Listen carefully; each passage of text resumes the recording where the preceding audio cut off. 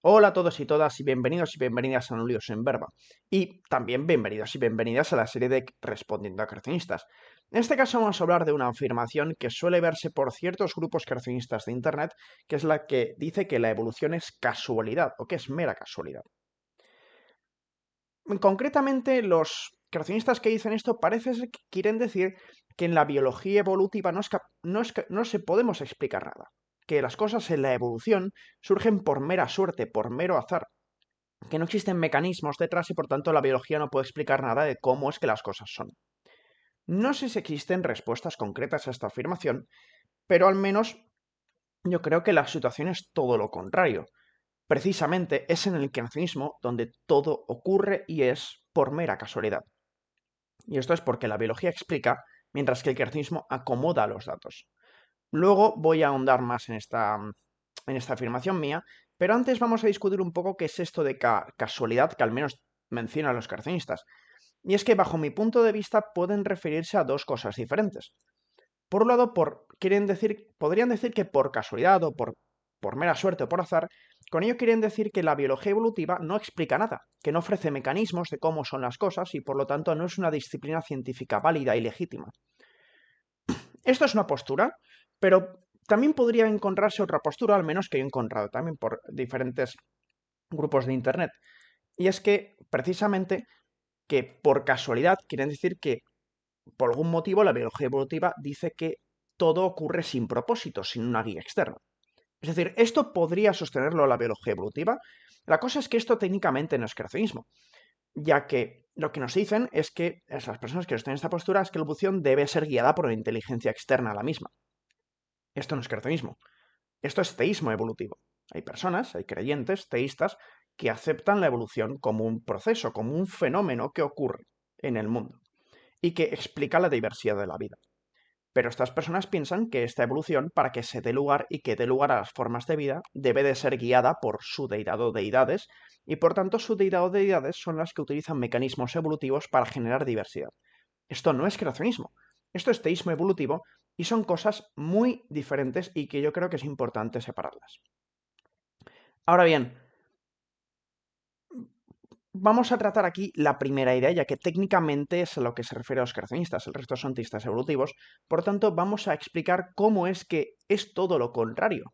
En realidad, en el creacionismo fundamentalista, nada tiene sentido, todo surge por azar, todo depende de la mera suerte y no puede explicar absolutamente nada. Y vamos a dar varios ejemplos. El primero de ellos son las alas. Bien, diferentes ramas de la biología evolutiva estudian las distintas formas de estructuras que conocemos generalmente como alas. Sabemos que actualmente existen tres grupos de seres vivos capaces de volar de manera efectiva. Bien, y sabemos cuáles son. Los quirópteros, murciélagos, algunos insectos, no todos, y las aves. No todas las aves pueden volar, pero generalmente las aves las asociamos con la capacidad de volar. Pero también en el pasado existieron otros grupos que podían volar de manera efectiva. Pterosaurios, los escanseropterígidos, lo voy a decir todo el rato mal porque es muy complicado, y las enentornites, que eran un grupo hermano de las aves, muy parecidas a las aves, pero no exactamente como las aves modernas, tenían diferencias a nivel óseo que las hacen no ser aves. Al estudiar la estructura de las alas de estos distintos grupos, vemos algo sorprendente, que para una misma función, volar, cada grupo ha llegado, entre comillas, a distintas estructuras para poder cumplirla. Vamos a ver una por una. En primer lugar tenemos la estructura de las aves, de las alas de las aves. Por un lado, las alas de las aves están formadas por un húmero, el cúbito, el radio y un carpo-metacarpo. Tan solo tienen tres dedos. El segundo dedo, generalmente el pequeño, el tercer dedo y el cuarto dedo. Esto es una estructura muy concreta y sobre todo hay que tener en cuenta que la estructura alar está conformada que la superficie alar está conformada por las plumas, que son plumas asimétricas. Pero vamos a las alas de los pterosaurios. Las alas de los pterosaurios son muy diferentes. Las alas de los pterosaurios tienen la principal diferencia, la vemos en dos aspectos principales. Por un lado, la superficie alar, la superficie del ala, está formada por una estructura distinta a la de las plumas. La llamamos patagio, dividido en diferentes superficies dependiendo de la zona del ala y de otras regiones de la anatomía del animal. Bien. Además, la estructura del ala está sostenida por parte de la extremidad, pero también por otra diferencia importante con respecto al ala de las aves. El cuarto dedo en los pterosaurios es un dedo extremadamente alargado, que sostiene toda la o gran parte estructural, al menos la mitad de ella. Precisamente de ahí viene el nombre de un grupo de pterosaurios, los pterodáctilos, cuyo nombre significa literalmente dedos con alas. Pero vamos a las alas de los murciélagos, porque también son diferentes. Las alas de los murciélagos vamos a fijarnos un poco, porque tienen un patagio, igual que los pterosaurios, con un nombre más específico como pasa a los pterosaurios, dependiendo de la región, etc. Pero sus alas son diferentes, tanto las aves como los pterosaurios. Por un lado conservan los 5 dedos, como podemos ver aquí, pero no como los grupos anteriores, como por ejemplo los pterosaurios, algunos sí los conservan, pero definitivamente no como las aves. Y además, el primer dedo que vemos aquí no sostiene el patagio. Todo lo contrario a lo que ocurre con el resto de los grupos, que sí que sostiene el contrario al resto de los dedos, perdón, al resto de los grupos, que sí que sostienen el patagio. Vamos a ver los siguientes tipos de alas. Y es que antes se mencionó un grupo muy raro, los Scansoriopterígidos. Es un grupo de dinosaurios terópodos. Sus alas conservan 4 de los 5 dedos ancestrales de los terópodos. De los tetrápodos, en realidad. Tenían plumas estos animales y también tenían un patagio, es decir, una superficie membranosa.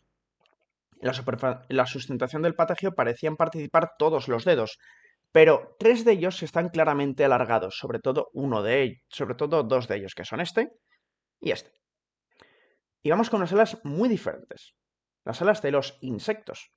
Las alas de los insectos son claramente distintas, que surgen del propio exoesqueleto de estos animales y están formadas por membranas muy finas, sustentadas por un sistema capilar. Todas estas alas son diferentes. ¿Y cómo se explica esto? Bueno, desde la biología es bastante sencillo. Todos estos grupos han adquirido la capacidad de volar de forma independiente y por eso tienen estructuras diferentes que dependen de los rasgos y limitaciones de sus cuerpos. Y es una relación de causa-efecto, porque estas limitaciones y rasgos de sus cuerpos dependen de quiénes son sus ancestros. Los pterosaurios, los escansoriopterígidos, las aves y los quirópteros tienen ancestros con endoesqueletos, con esqueletos óseos, y por lo tanto la sustentación del vuelo está formada a partir de estructuras generalmente óseas y membranosas. Mientras que los insectos no tienen esto. Forman sus alas a partir de exoesqueleto y no están sustentadas por huesos, porque efectivamente no tienen huesos. Por tanto, ¿qué es lo que pasa? Vemos un patrón donde diferentes grupos alcanzan la misma solución, pero con estructuras fundamentalmente distintas. Esto es lo que se espera si la evolución es real, ya que están desarrollando la capacidad de volar de manera independiente los unos de los otros. No se pueden comunicar ni pueden intercambiar partes entre sí. ¿Pero acaso esto tiene algo sentido en el creacionismo? Pues no lo tiene. Es decir, para empezar, dentro del creacionismo, ¿cómo es que el creador de creadores no pueden haber usado diferentes partes y haberlas compartido entre sí? ¿Por qué usan diferentes partes y no las mismas partes? ¿Por qué no vemos un murciélago con alas de ave, por ejemplo? ¿O un pterosaurio con alas de insecto? Un creador inteligente podría perfectamente hacer esto. Y esto lo sabemos porque nosotros creamos de esta manera. Reusamos partes, diseñamos unas partes a partir de antiguas máquinas completamente distintas, intercambiamos piezas constantemente. Si esto lo puede hacer un diseño inteligente como somos nosotros, ¿cómo es que no vemos esto en la naturaleza? Si esto fuera así, deberíamos ver estas cosas. Por ejemplo, murciélagos con las de aves, pero no vemos esto. Esto es porque el creacionismo no puede explicar esto. Al fin y al cabo, el creacionismo es eso. Es mera casualidad. Es mera casualidad dentro del creacionismo que las alas tengan esta distribución de características, esta distribución de estructuras y no otra completamente distinta e igual de posible bajo la magia creacionista. Por lo tanto, el creacionismo es mera casualidad y todo es por mera casualidad. Pero vamos con otro ejemplo, por si acaso no estáis convencidos. Vamos con las proteínas de transporte de oxígeno, un ejemplo que me gusta mucho a mí. A lo largo de la historia de la vida compleja existe un problema, y es cómo transportamos oxígeno a diferentes órganos y tejidos de nuestro organismo. Y en diferentes linajes han llegado a diferentes soluciones. Y en general se utilizan diferentes proteínas de transporte de oxígeno. Bien, que cumplen, por tanto, la misma función. Voy a hablar de los 4 principales. Por un lado tenemos la hemoglobina, nosotros tenemos hemoglobina, los vertebrados tenemos hemoglobina en general. y concretamente utiliza un átomo de hierro, tiene una estructura muy concreta. Por otro lado tenemos la hemocianina. Existen dos grandes tipos de hemocianinas, las hemocianinas de crustáceos, que tienen una estructura muy concreta, hemocianina, cianina quiere decir que tienen cobre, y las hemocianinas de moluscos, como vemos aquí, por ejemplo, que son muy diferentes. Esto luego se forman, van agrupándose en diferentes unidades, pero bueno, esta es la unidad fundamental de moluscos. Y por otro lado tenemos la hemeritrina. La hemeritrina también utiliza hierro, pero no tiene el grupo hemo, un grupo molecular muy concreto, una estructura molecular concreta que utiliza la hemoglobina para encapsular al hierro. Y está presente en algunos invertebrados marinos, como los braquiópodos, etc. Y tiene una estructura muy diferente a la de hemoglobina. Bien.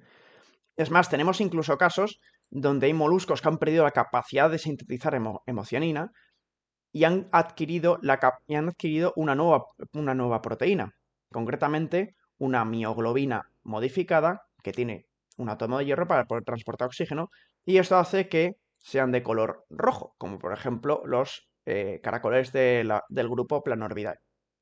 Ahora bien, todas estas estructuras son diferentes y todas tienen secuencias diferentes. Esto es explicable perfectamente por la biología evolutiva. Cada uno de estos grupos han heredado diferentes genes de sus ancestros y cada uno de ellos han utilizado diferentes genes para llegar a la misma solución, porque cada uno tiene diferentes limitaciones. Es relación de causa-efecto. ¿Cómo es que esto les puede explicar el creacionismo? Es decir, ¿cómo es posible que exista este patrón en el creacionismo y no otro? ¿Por qué este patrón y no otro? ¿Por qué no tenemos hemocianinas nosotros? ¿Y por qué, por ejemplo, un pulpo no tiene hemoglobina? Un creador inteligente podría hacer eso perfectamente. ¿Por qué no lo hace? Es mera casualidad, es pura suerte. No hay ningún tipo de explicación. Vamos al tercer ejemplo. El tercer ejemplo es la incapacidad de sintetizar vitamina C. Esta es la vitamina C, ácido ascórbico, es importante, es un antioxidante, etcétera. No vamos a entrar aquí en la bioquímica de la vitamina C. Cosas que tenéis que saber. Los seres humanos debemos de ingerir vitamina C en la dieta. Y esto es muy sencillo. Esto se ve que en nuestro genoma se encuentra el pseudogen gulo P, concretamente. Es un pseudogen, es decir, es una secuencia genética que ha perdido su función. Ni siquiera se transcribe, no se expresa. Al menos no se transcribe a altos niveles. Para lo que podemos considerar un gen activo. Y por tanto no se puede fabricar la proteína ancestral que antes fabricaba para poder sintetizar esta proteína. Pero es que esto no ocurre en Homo sapiens. Todos los primates haplorrinos, todos ellos tienen la misma característica. Todos nosotros los tenemos. Nosotros somos haplorrinos. Y no solo en los haplorrinos, también en cobayas y también en diferentes especies de murciélagos. Pero incluso fuera de los mamíferos también ocurre, ya que en algunos grupos de aves paseriformes también ocurre esto. No pueden fabricar no pueden fabricar esta proteína precisamente porque tienen el pseudogen GULOP. Ahora bien, las mutaciones inactivantes de cada uno de estos es diferente entre los grupos. Dentro de los grupos se comparte. Nosotros tenemos las mutaciones inactivantes que compartimos con los haplorrinos, pero no con las gobayas, no con los murciélagos y mucho menos con las aves. Dentro de cada grupo se comparten mutaciones inactivantes. Luego puede aparecer una u otra, pero se comparten las fundamentales. Y entre los grupos no se comparten. ¿Cómo explicamos esto? Bueno, en la biología es muy sencillo.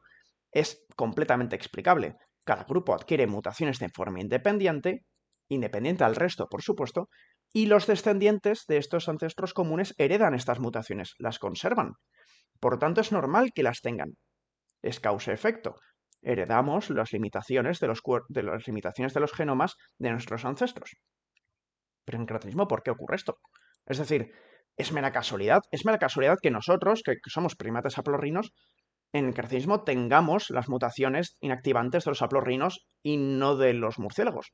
¿Por qué no al contrario? ¿Por qué no vemos otras mutaciones? ¿Por qué unas mutaciones completamente diferentes y que no estén relacionadas? ¿Por qué si quieren mutaciones compartidas? Un diseño inteligente podría hacer esto. Es más, ¿por qué tenemos este gen inactivado en primer lugar? ¿Qué sentido tiene el creacionismo? ¿Por qué unos animales sí y otros animales no? ¿Por qué? No hay ningún tipo de explicación. Por tanto, es mera casualidad. Vamos con el siguiente ejemplo, el cuarto ejemplo, y es la fotosíntesis C4. Esto me encanta porque es bioquímica y me gusta mucho la bioquímica, obviamente. Vamos a hablar de manera general, ¿vale? Hay excepciones, hay muchas cosas, pero de manera general las plantas desarrollan tres tipos de metabolismo a la hora de fabricar azúcares a partir de la energía obtenida durante la fotosíntesis, ya que estamos hablando de la fase oscura de la fotosíntesis. Existen tres tipos. Por un lado tenemos las plantas C3. Las plantas C3 son las más comunes en general. Bien, su fase oscura de fotosíntesis ocurre en estructuras celulares concretas, y es que ellas concentran el CO2 o adquieren CO2, y este CO2 entra en el ciclo de Calvin, se incorpora al ciclo de Calvin y a partir del ciclo de Calvin fabrican azúcares. Muy sencillo. Pero hay diferentes otros dos tipos de metabolismo. Por un lado está el metabolismo C4. En el metabolismo C4 hay una separación de dos procesos, una separación espacial. Por un lado tenemos un primer proceso que es la concentración del CO2 en ácido málico. Esto da un poco igual, ¿de acuerdo? El mecanismo bioquímico nos da un poquito igual. Y esto ocurre generalmente en las células del mesófilo. Y una vez se ha producido esta concentración de CO2, este CO2 pasa a otras células. Y en estas células es donde se produce el ciclo de Calvin. Por tanto, hay una separación espacial entre estos procesos.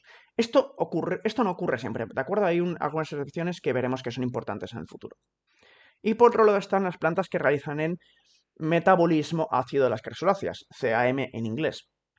Aquí la separación entre los procesos de concentración del CO2 y del ciclo de Calvin no es espacial, es temporal. Durante la noche estas plantas absorben CO2, lo concentran en sus células para después realizar el ciclo de Calvin durante el día y producir azúcares. Por lo tanto, vemos que aquí hay una separación entre aquí temporal y aquí espacial, aquí temporal. La cosa es la siguiente, y es que sabemos que la condición ancestral es la condición C3, porque la condición C4 ha aparecido en diferentes grupos que son independientes entre sí. Son grupos completamente diferentes, mientras que la condición C3 se mantiene en muchos otros grupos que sí que están relacionados entre sí. Por tanto, la condición C3 es efectivamente la ancestral. La cosa es que en los grupos de condición C4 son independientes y hay diferencias entre ellas. Las proteínas que se utilizan en diferentes grupos C4 son diferentes. Es más, clasificamos a las plantas C4 en función de las proteínas que se utilizan en estos grupos, en estos procesos. Por lo tanto, hay diferencias fundamentales a nivel molecular entre diferentes rutas metabólicas. Y no solo eso, sino que además en estas plantas, un grupo de estas plantas, las carofilales, la separación es espacial pero no entre células. La separación es espacial a nivel de la estructura celular. Y esto ha surgido de manera independiente.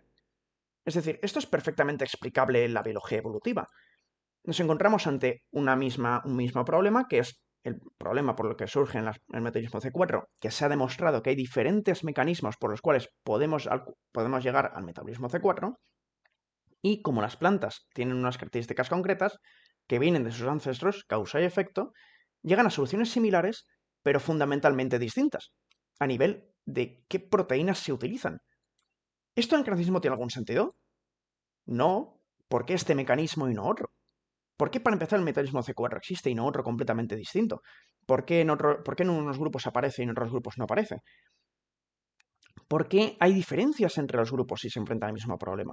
¿Por qué no converge? ¿Por qué el diseñador no ha decidido que no exista el metabolismo de las crasuláceas y si el de C4 o no el de C4 y si el de las crasuláceas? ¿Por qué eso y no otra cosa? ¿Por qué no todas las que tienen C4 tienen los mismos mecanismos? No tiene sentido. Es mera casualidad, es por pura suerte, como todo en el creacionismo, porque nada puede explicar. No puede explicar nada. Vamos al siguiente ejemplo y vamos ya al último de los ejemplos, que es en el caso de los animales acuáticos. No sé si os habéis fijado en una cosa que es muy curiosa, pero parece ser que hay una tendencia general a los planos, entre comillas, no me gusta utilizar planos, pero a los planos corporales, a las estructuras corporales que vemos en los vertebrados acuáticos. Y es que todos tienden a converger en una especie de forma fusiforme, que es como un cilindroso que con las puntas, las bases en punta, ¿no? En forma de un pez, básicamente. Los peces óseos, los tiburones, los ictiosaurios, los cetáceos y hasta cierto punto los pinípedos, las focas y sus parientes cuando están nadando. De manera general, ¿de acuerdo? Luego hay una gran variedad de formas, pero de forma general, cuando tú dibujas un pez, te sale una forma fusiforme. Ahora, podríamos decir que esto es un buen diseño, es decir, al fin y al cabo, la forma fusiforme es muy eficaz a la hora de moverse en el agua. Pero la cosa es que el creacionismo no puede explicar un montón de cosas. vamos a ver unas cuantas cosas. Por ejemplo, aquí vemos todos los grupos. Y es, ¿por qué algunos tienen un esqueleto óseo y otros un esqueleto cartilaginoso? Por ejemplo, entre los tiburones y los tetrápodos y los peces óseos. Por ejemplo, hay animales cuyos linajes no han pasado por el desarrollo de la locomoción terrestre. Por ejemplo, un atún. Luego, las extremidades que usan no tienen rasgos que indiquen esto. Mientras que hay otros animales, como los ictiosaurios, los cetáceos o los pinípedos, que aquí no salen, que claramente tienen rasgos de locomoción terrestre. Para empezar, tienen dedos y son claras patas transformadas en aletas, con los huesos calcados, que son los huesos que utilizan los animales de locomoción terrestre. Por tanto, esas extremidades han adquirido la capacidad de moverse en el agua de forma secundaria, como se dice, como pasa en cetáceos, ictiosaurios, etc. ¿Por qué estas diferencias? Están nadando en el mismo lugar. Incluso animales que tienen formas de desplazamiento acuático completamente distintas. Por poner un ejemplo muy sutil, pero en la orientación de las extremidades. Los ictiosaurios tienen una orientación de su cola muy parecida a la, por ejemplo, un atún. Pero los cetáceos no. Los cetáceos está rotada 90 grados. ¿Qué sentido tiene esto si están moviéndose exactamente en los mismos ambientes y en el mismo medio? ¿Por qué así y no de otra forma completamente diferente? O, por poner un ejemplo muchísimo más evidente, los pinípedos no tienen cola, o apenas tienen cola. Una foca casi no tiene cola, mientras que un cetáceo apenas tiene extremidades posteriores. Mientras que un cetáceo se propulsa por la cola, un pinípedo se propulsa por el uso de sus extremidades, tanto posteriores como anteriores. Si se están moviendo en los mismos ambientes, y llega al punto de que se cazan los unos a los otros, por eso sabemos que se mueven en los mismos ambientes, ¿por qué estas diferencias tan obvias y fundamentales? ¿Por qué?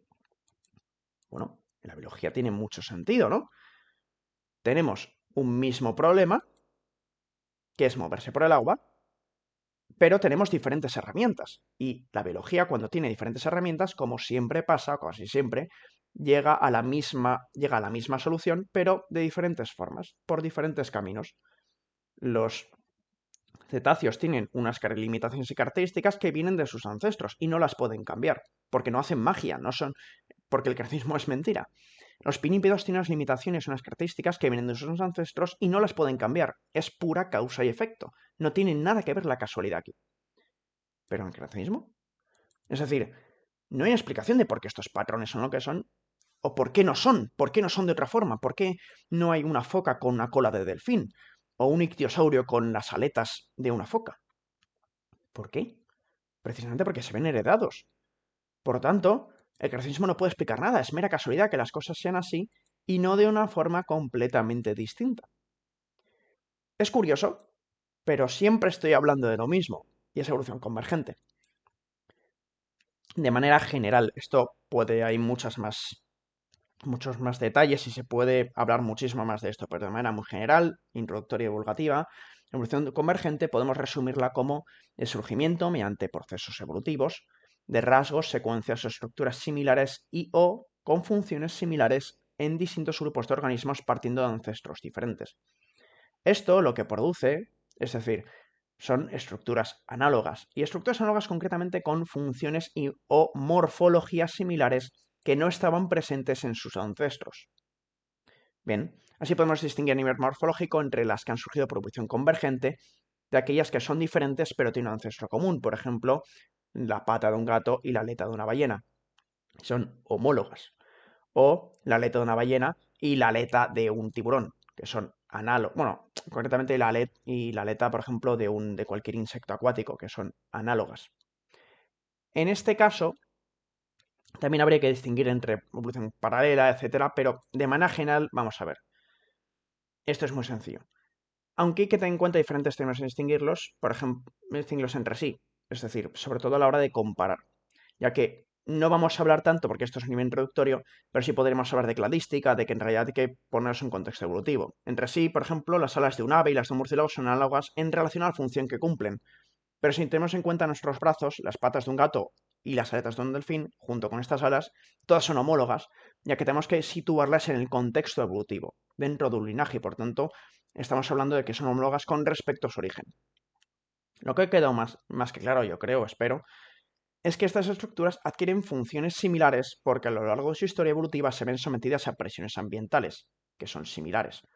causa y efecto, pero lo fundamental son claramente distintas, porque, recordemos, por lo general hay varias soluciones para el mismo problema en biología. Y esto es literalmente todo lo contrario a la casualidad, perdón. Estas estructuras son como son y cumplen las funciones que cumplen precisamente por las causas que las preceden y que definen la circunstancia de sus linajes. No es casualidad o azar. Es obvio que si hay restricciones físicas a la hora de volar y que solo determinada estructura, un ala, permite esto, el vuelo surgirá de manera independiente en diferentes grupos y cada uno de ellos desarrollará alas, pero son alas diferentes. Bien, desde el creacionismo esto es completamente inexplicable. ¿Por qué el creador o creadores decidieron este patrón y no otro? ¿Por qué no vemos, por ejemplo, aves con alas de murciélago? Delfines con aletas de una foca. No tiene ningún sentido y no hay explicación alguna. Porque, volvemos a recordar, el creacionismo no explica, el creacionismo acomoda datos y por eso el creacionismo es mera casualidad. ¿No es curioso? ¿Creacionistas? Vamos a hacer un pequeño resumen. Los creacionistas insisten en que la evolución es mera casualidad, que no se puede explicar cómo es que las cosas son bajo el paraguas de la biología evolutiva. Y es todo lo contrario, ya que todos los casos de evolución convergente son un claro ejemplo de justo lo contrario, de justo lo opuesto. Se puede explicar gracias a que sabemos de biología evolutiva y que la biología evolutiva se basa en relaciones de causa y efecto. Es más, es todo lo contrario. No solo es que dicen una cosa que es incorrecta, como pasa con los creacionistas, sino que además la realidad es todo lo contrario, sino que su postura es la que defiende que es todo por casualidad. Todos los patrones observados son supuestamente fruto de decisiones de un diseñador y diseñadores, pero no se da ni una sola razón de por qué estos patrones y no otros, cuando son completamente posibles bajo la magia creacionista. El creacionismo no explica nada, porque el creacionismo es mera casualidad, mientras que la evolución es mera causalidad, y junto con otras cosas, pero la causalidad tiene un papel más o menos importante. Así que recordad que la biología explica, mientras que el creacionismo acomoda, porque el creacionismo es pura suerte. Muchas gracias por ver el vídeo y nos vemos en la próxima.